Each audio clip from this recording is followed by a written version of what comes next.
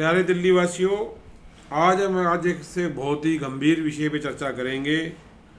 आज दिन में 18/7/2020 का दिन है और दिन में लगभग 11:15 बजे से 11 बजे से लेकर 1:45 तक हमने सरल डायग्नोस्टिक सेंटर के सामने एक मकान के सामने मैं गुजर रहा था। मैंने देखा कि एक व्यक्ति जिसका गाड़ी का नंबर है DL8CX0482, एक लंबी सी गाड़ी एक महिला के घर के अंदर जबरदस्ती गेट के ऊपर लगा के उसने अंदर खड़ी, आधी गाड़ी अंदर घुसेड़ दी, आधी गेट करके उनका रास्ता बंद कर दिया।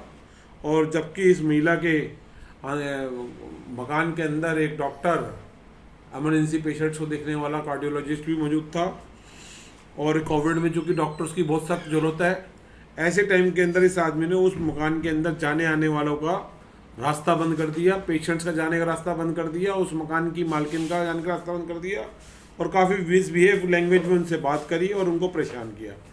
जब हमने इससे जानने का प्रयास किया कि आप ये किस कानून के तहत काम कर रहे हैं, किसी के मकान में घुसना एक अपराध है, ऐसे ज़बरदस्ती घुसना 452 IPC के अंदर, किसी लोगों का, पेशेंट का, आम आदमी का खुद के मकान मालिक के घर में घुसने से रोकना 341 IPC के अंदर अपराध है। एक महिला के साथ गलत भाषा में बात करना, अभद्र भाषा में बात करना 354 ABCD सेक्शन के अंदर अपराध है। उसको हमने बताने का प्रयास किया कि एक साजिश के तहत ये काम कर रहे हो तुम, कई लोग आए हुए मिलकर 120-34 में अपराध है। जब हमने उस आदमी से जानने का प्रयास किया कि तुम ऐसा ये काम क्यों कर रहे हो और इस तरह की परेशानी क्यों क्रिएट कर रहे हो इस परिवार के साथ, और उस महिला ने अपनी सुरक्षा के लिए 100 नंबर कॉल मार के पुलिस को भी बुलाया और उसके बच्चे और वो महिला लगातार परेशान थी। समझ में नहीं आ पा रहा था कि किस कानून का क्या दरवाजा खड़ा है। अब मैं साथियों ये बताना चाहूँगा कि इस महिला का कसूर क्या था।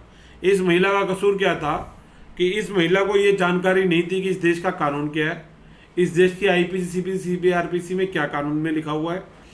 इस महिला की सिर्फ गलती इतनी थी कि लॉकडाउन के अंदर आदरणीय प्रधानमंत्री नरेंद्र मोदी जी ने कई बार अपील करी कि भाई, और योगी जी ने भी अपील करी और भी कई मुख्यमंत्रियों ने और अफसरों ने और सामाजिक संस्था RWO NGO ने अपील करी कि हर एक व्यक्ति, सोशल मीडिया में बहुत कैंपेनिंग हुई कि जानवर भूखे मर रहे हैं, पक्षी भूखे मर रहे हैं, तो गाय के लिए, कुत्ते के लिए, पक्षियों के लिए, जानवरों के लिए घर के बाहर आप जो है एक रोटी दान करो और जो से संभव दान करो और जो है आप पानी का व्यवस्था करो। और बहुत सारी गौशालाओं में गायें मर रही हैं। तो इस तरह की ड्राइव एक दिल्ली के अंदर चली आदरणीय मोदी जी की और हमारे देश के समस्त नेताओं की अपील के ऊपर। और वही काम ये महिला कर रही थी कि स्ट्रीट डॉग्स को 15-20 स्ट्रीट डॉग्स जो आसपास इकट्ठे हो जाते थे, अपना कमाई से पेट काट के यह महिला अपने बच्चों की ज़िंदगी को लग्जरियस ना बना के, महंगी गाड़ी ना लेके, घर के अंदर महंगे शान शौकत को ना करते हुए, ये महिला का कसूर ये था कि बेजुबान वॉइसलेस जो डॉग्स होते हैं, स्ट्रीट डॉग्स, उनको ये खाना खिला रही थी या उनकी कोई मदद ये करती थी खाना वाना खिला के, जिससे ये कुछ लोगों को, इनमें से ये लोगों को परेशानी थी। मैं ये जानना चाहता हूँ, जहाँ तक मैंने जानने का प्रयास किया, दोनों पक्षों की बात सुनी, वहाँ पे PCR कॉल हुई, जो गाड़ी वहाँ पे पहुँची DL1CP8193 PCR इनोवा गाड़ी वहाँ पहुँच गई लगभग 11:50 के ऊपर। और वहाँ पे काफ़ी इस चीज़ को लेके बात चलती रही, पुलिस के अफसरों को भी ये जानकारी थी, उनसे भी बात चल रही थी। रानीबाग थाना से HR 72A5285 वाइट कार में constable Mahesh Yadav and constable Harish civil dress में वो पहुंचे, जो कि रानीबाग थाने में ASI संतोष कुमार जी को ये कंप्लेंट कॉल मार्क हुई और ये लोग भी वहाँ से आए। लेकिन ये गाड़ी वाले ने पुलिस वालों के बहुत कहने के सुनने के बाद और बहुत प्रेशराइज करने के बाद ये गाड़ी उसके गेट से हटाई। और इन द मीनवाइल वहाँ पे ये चीज़ भी जानने में आई कि सामने की एक 3 व्हीलर के अंदर एक महिला आई हुई थी जिसका पेट फूला हुआ था। मतलब पेट फूलने से मतलब कि कोई बीमारी की वजह से, कोई अब क्या प्रॉब्लम थी पूरा एग्जैक्ट तो नहीं पता मुझे, लेकिन उस प्रॉब्लम की वजह से वो महिला 3 व्हीलर के अंदर आई हुई थी डॉक्टर को दिखाने के लिए, वो अंदर एंटर नहीं कर पा रही थी। और ये सब करने के बाद वो बड़ा देख के मॉल वाले घबरा गई और एट द एंड उस औरत को वहाँ से जाना पड़ा। और जो 3 व्हीलर के अंदर ये आए हुए थे, 3 लोग थे, एक तो ड्राइवर था, वो बंदा बड़ा परेशान था कि वो बड़ी दिक्कत, उसकी जान भी जा सकती थी। एक आदमी की जिंदगी वजह से गाड़ी रोक के रास्ता खड़ा हुआ था। 3 व्हीलर के अंदर वो लोग आए थे, गरीब तबके के लोग थे काफ़ी, और उनमें पैसा है ना DL1R इस 3 व्हीलर का नंबर था, DL1R। और गाड़ी का नंबर इसके अंदर मैं आपको साथियों बताना चाहूँगा, शेयर करूँगा। DL1R N9708 नंबर का ये 3 व्हीलर था और ये भी वहाँ पे खड़ा हुआ था और सभी लोगों ने देखा कि वहाँ पे कैसे हो रहा था। अड़ोसी पड़ोसी भी देख रहे थे कि एक आदमी इतना वो कर रहा है, कभी वो NGO की धमकी दे रहा था, कभी RW की धमकी दे रहा था कि मैं RDO को पहुँचने। उससे पहले कभी पुलिस वालों ने पूछा RW ने कोई कंप्लेंट करी, MCD को, दिल्ली पुलिस को आपने कोई कंप्लेंट करी? उन्होंने नहीं करी थी। लेकिन कानून अपने हाथ में लेके उसने किसी घर में घुसा, कई क्रिमिनल ऑफेंस उसने किए जिसको रजिस्टर करने का काम पुलिस का था और पुलिस ने प्रयास भी उस आदमी को समझाने का किया, लेकिन वो आदमी अपनी किसी ऊंची पहुंच का हवाला बार बार देता रहा, उससे कोई कानून को खौफ नजर नहीं आया। ये एक बड़ी दुखद की बात थी। ये चीज़ हमने वहाँ खुद देखी कि उसको कम से कम ये सोचना चाहिए था। और उस महिला के ऊपर और उसके परिवार के ऊपर कई तरह के प्रेशर डाले जा रहे थे। ये समझ में नहीं आ पा रहा था कि एक चैरिटी करना क्या गलत है।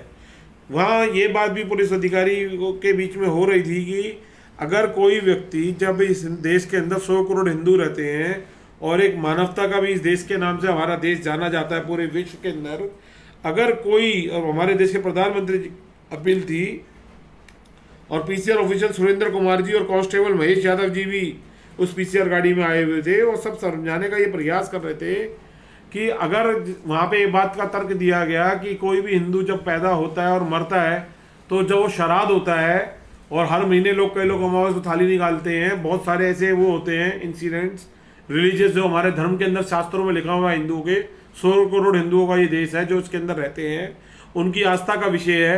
तो हमेशा पंडित को भ्रम भोज भी कराया जाता है किसी के मरने के उपरांत या गरुड़ पे, तो 3 लोगों की रोटी पंडित निकालता है, एक कौवे के लिए, एक गाय के लिए और एक कुत्ते के लिए।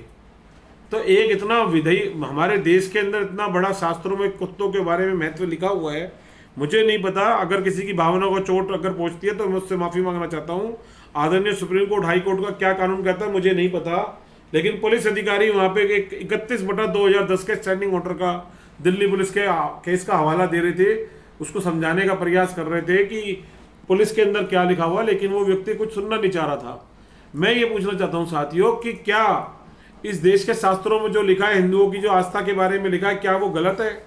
आम आदमी, कोई इस देश का नागरिक, सबको ये बात पता है कि एक कोई ब्रह्म भोज होता है, कोई पंडित घर में आता, चढ़ाता खाना खाने अमावस का, तो 3 तरह के खाना निकालता, हर रिलीजियस फंक्शन में ये होता है। इवन अग्नि को भी भोग लगाया जाता है प्रसाद का। और क्या मानवता के नाते इस कोविड के अंदर और समाज सेवा के नाते एक स्ट्रीट डॉग जो कि भूखा, जो बेचारा वॉइसलेस एक एनिमल है, एक जीव है, चिड़ियाघरों में एयर कंडीशन कूलर लगे हुए हैं, आज वाइल्ड लाइफ ये कहती है कि किसी के साथ आप क्रूअल्टी नहीं कर सकते। MCD में क्लियर ये बात है कि अगर कोई स्ट्रीट डॉग की कंप्लेंट आती है तो वो उसको लेके जाएंगे, उसको वैक्सीनेट करेंगे कि इससे कोई इन्फेक्शन ना फैले, और उसको स्टरलाइज करेंगे, नसबंदी करेंगे और उसको वापसी उसी जगह पे छोड़ेंगे जहाँ से लेके गए हैं। ऐसे में वो आदमी जिद पर अड़ा हुआ था उस परिवार के और पुलिस वालों से कि इन कुत्तों को यहाँ से रिमूव करना पड़ेगा, क्योंकि ये कुत्ते मेरी गाड़ी की ब्रेक फेल कर देते हैं और ये उसकी तार खा जाते हैं, और जब गाड़ी अगर ब्रेक फेल होगी तो उस मकान में कैसे लगी।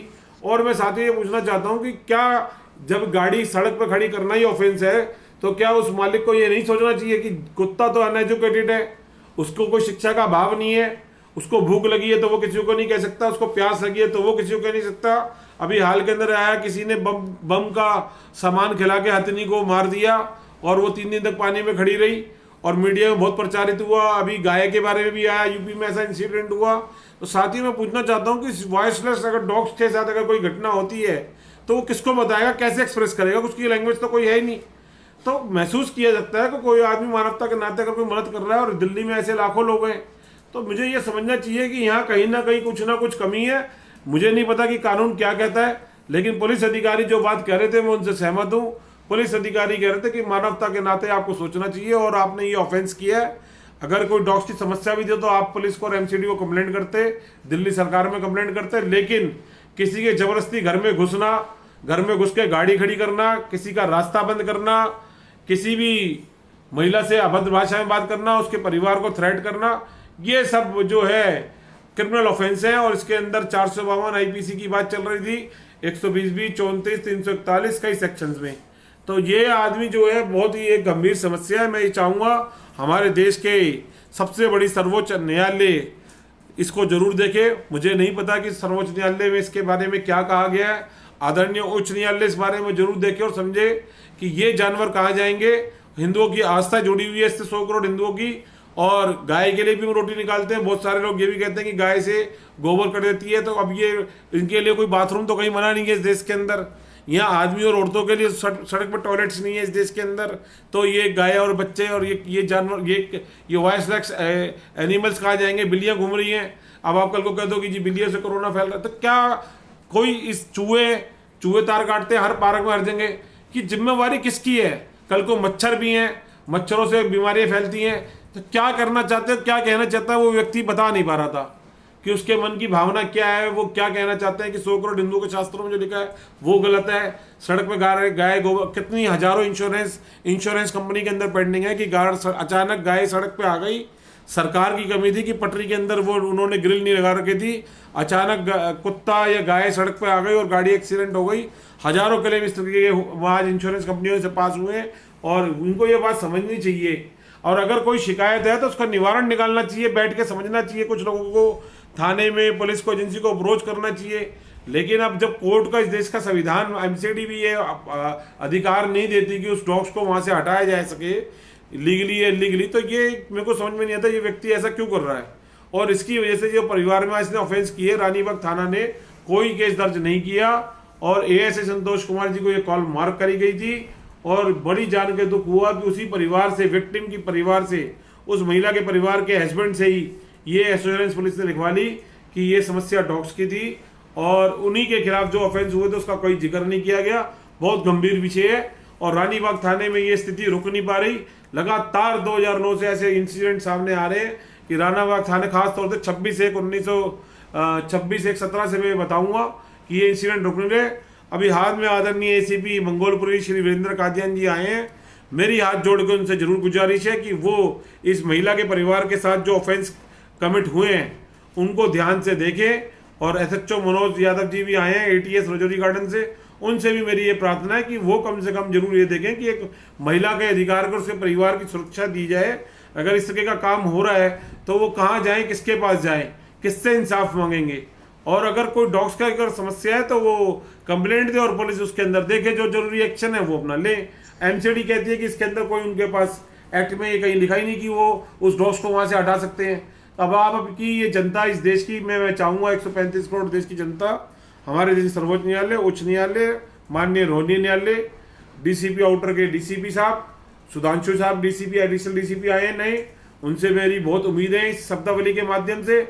और इस संस्था से जुड़े हुए इस तरह का कार्य लगभग दिल्ली के रानीबाग थाने के हर कोने में हो रहा है कि लोग अपने घर के अंदर से गाय के लिए रोटी भी निकालते हैं और बिल्लियों को भी आज के दिन लोग दूध देते हैं और जो पक्षी है उनके लिए दाना और जल की व्यवस्था करते हैं और डॉग्स के लिए भी खाना निकाला जाता है। सभी जगह ये चल रहा है, तो इसको देखा जाए। अगर ऐसी क्या इनके लिए देश के पास, हमारे देश के अंदर चूहे भी हैं बहुत सारे, जगह जगह चूहे भी अगर आए, तो अब ये क्या कहना चाहते हैं, सुनना चाहते हैं, ये आज समस्या का गंभीर विषय है। मैं चाहूँगा स्थानीय निगम पार्षद नीरज गुप्ता जी भी इस तरफ सोचे। इन वॉइसलेस जो एनिमल्स हैं, दिल्ली में बहुत सारी गंभीर समस्या हो रही हैं, इनकी बात सुनी नहीं आती। और जो एनिमल्स के लिए, राइट के लिए लोग लड़ते हैं, जो वॉलंटियर्स हैं, जो अपना पेट काट के अपने, जो लोग अय्याशी में पैसा लगा सकते हैं लग्जरस लाइफ जीने के लिए, उसका त्याग करके जो एक वॉइसलेस लोगों के लिए काम कर रहे हैं, जो कि हिंदू शास्त्र में लिखा हुआ है, और मैं कहता हूँ और शास्त्रों में भी और धर्मों में भी ये सब लिखा हुआ है, सिख धर्म में भी लिखा हुआ है, बहुत सारी कुर्बानियां दी हैं उनके गुरुजी ने। मैं उनको भी बहुत बहुत आभार प्रकट करता हूँ। ऐसे धर्मों के अंदर लगभग सभी धर्मों में ऐसा लिखा हुआ है। तो ये मैं ये चाहूँगा कि मानवता के नाते और जो लॉकडाउन में हमारे देश के प्रधानमंत्री जी की अपील है उसको मद्देनजर रखते हुए आदरणीय एसीपी मंगोलपुरी और एसएचओ मनोज यादव जी से मेरी हाथ जोड़ के ये गुजारिश है कि वो इस परिवार के खिलाफ जो अपराध हुए हैं और करने वाले के खिलाफ जरूरी और संबंधित सेक्शनों में आईपीसी में जरूर केस दर्ज करें, ताकि इस तरह की पुनरावृत्ति ना हो सके। और अगर उनको भी ये काउंसलिंग करी जाए कि अगर कोई लीगल इलीगल काम जाने अनजाने इस महिला और इसके द्वारा हो रहा है, परिवार के द्वारा, तो उनको इसकी जानकारी दी जाए, उनकी काउंसलिंग करी जाए बीट अधिकारियों के द्वारा, उनको डिवीजन अफसर के द्वारा, और उनको बताया जाए और वो उनको निर्देश दिए जाए कि वो उसको कैसे कर सके, सुधार कर सके और मानवता का ये क्रम रुके ना, आगे बढ़ता रहे। लेकिन अगर किसी को कोई परेशानी है तो उसके क्या सुधार हो सकते हैं, वो उसको कानूनी उनका जानकारी उसको दे, क्योंकि हर व्यक्ति ने आईपीसी, सीपीसी, सीपीआरपीसी नहीं पढ़ी हुई, कानून में नहीं जानता कि कितने कानून है, इतने कानून इस देश के अंदर हैं, वो नहीं जानते। 26/11/1949 को ये कानून ड्राफ्ट हुआ था, 26/1/1950 को देश की जनता को सौंप दिया गया था। मैं ये जरूर चाहूँगा कि इस परिवार को और इनके हितों की सुरक्षा हो, ताकि और भी बहुत लोग उस रोड पे परेशान हैं, और भी उस रोड पे ऐसी कई घटनाएं घट रही हैं। जल्दी मैं आज 10 से 15 फैमिलियों से मिला, जल्दी आपके सामने लाऊंगा। और निगम पार्षद Neeraj Gupta ji, MLA Shri Satyendra Jain, MP Shri doctor Harshvardhan ji, और स्थानीय सोशल वर्कर श्री अजय अग्रवाल जी, और स्थानीय एक्स एमएलए श्री जय भगवान अग्रवाल जी, स्थानीय एक्स एमएलए यहाँ पे डॉक्टर वत्सी का भी निवास स्थान है, और कई बहुत अन्य हाई प्रोफाइल सोसाइटीज, अफसर, ब्यूरोक्रेट्स यहाँ रहते हैं। उन सबसे भी मेरा ये है कि आज इस परिवार को इंसाफ दें, और जो आज ऑफेंस इनके खिलाफ कमिट किए गए हैं और कमिट करने वाले के खिलाफ केस दर्ज हो, ताकि भविष्य में कोई भी आदमी किसी भी वजह से सरकारी एजेंसी के दखल के बगैर अपने हाथ में कानून ना ले सके, और इस परिवार पे जो दबाव बनाया जा रहा है उसको कम किया जाए। इसका भी मुकदमा 509 का इसका पर बनता है, वो भी दर्ज किया जाए। और आज पास की कई बिल्डिंगों के अंदर मेरे को और कोई बहुत ऐसी बातें पता चली हैं जो मैं आज शब्दावली में शेयर नहीं करूंगा, लेकिन गुप्त रूप से मैं आदरणीय एसीपी मंगोलपुरी साहब को, वीरेंद्र कादियान जी को और एसएचओ रानीबाग थाना को जरूर गुप्त रूप से सूचनाएं दूंगा जो आज मैंने एकत्रित करी। कुछ वीडियोस भी मेरे इस संबंध में हैं, और जो जरूरी है मैं और भी एविडेंस कलेक्ट करके दूंगा। और जस्टिस के इंसाफ में ये लोग खड़े हैं। और मैं रोहिणी कोर्ट बार एसोसिएशन के अंदर एक्स प्रेसिडेंट इंदर सिंह सरोहा साहब हैं, और बहुत सारे एडवोकेट, राजीव तेलान जी हैं, राजवीर मलिक जी हैं, एडवोकेट मोहिनी मोना जी हैं, विकास गुप्ता जी हैं, विक्रम अग्रवाल जी हैं, गुलशन शर्मा जी हैं, बहुत सारे एडवोकेट्स के नाम है, पंकज गुप्ता जी, बहुत बड़ी एक संख्या है। और काफ़ी सारे एडवोकेट्स हमारे सरस्वती क्षेत्र से भी आते हैं, हरदेव चड्डा जी हैं, बलजीत सिंह साहब हैं एडवोकेट, और हमारे और भी अनिल जी हैं, एनएस तोमर जी भी हैं, बहुत सारे एडवोकेट। मैं उनसे भी ये चाहूँगा कि एक मानवता के नाते जरूर रोहिणी कोर्ट बार एसोसिएशन की तरफ से भी, और जो पूर्व प्रतिनिधि रोहिणी कोर्ट बार एसोसिएशन के रहे हैं, खासतौर से एक्स प्रेसिडेंट इंदर सिंह सरोहा साहब, उनसे भी मेरी ये हाथ जोड़ के निवेदन है कि इस परिवार को फ्री कानूनी सुरक्षा मुहैया कराई जाए, ताकि ये परिवार आगे बढ़ता रहे और मानवता का ये क्रम टूट ना पाए। इसी के साथ मैं श्रद्धा को विराम देता हूँ।